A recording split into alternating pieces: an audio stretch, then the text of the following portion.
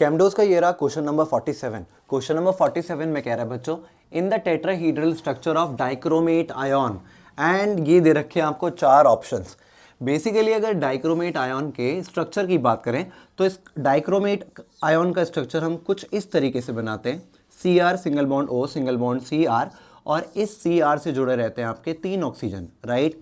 अब सेम इधर वाले Cr यानी कि क्रोमियम पे जोड़ दो, ये बन गया आपका डाइक्रोमेट आयन का स्ट्रक्चर। अब बेसिकली यहाँ पर बॉन्ड देखें तो देखो, क्रोमियम और ऑक्सीजन के बीच, क्रोमियम और ऑक्सीजन के बीच, क्रोमियम और ऑक्सीजन के बीच।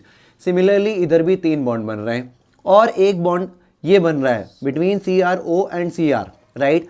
अब बेसिकली होता क्या है कि ये जो क्रोमियम और ऑक्सीजन से बीच का ये जो बॉन्ड लेंथ है, ये होता है हमारा 160 पिकोमीटर। ये भी 160 पिकोमीटर, ये भी 160 पिकोमीटर, ये भी 160 पिकोमीटर, ये भी 160 और ये भी 160।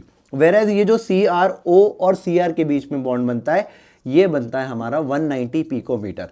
तो हम कह सकते हैं कि in the dichromate ion structure the 6 Cr and O bond, Cr and O bond, Cr and O bond, Cr and O bond, total कितने हो गए? ये 6।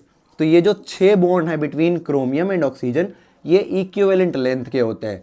तो अमंग द ऑप्शंस गिवन आप फाइंड आउट कर सकते हो that B option is the correct. आप लिख सकते हो the 6 CrO bonds are equivalent in length.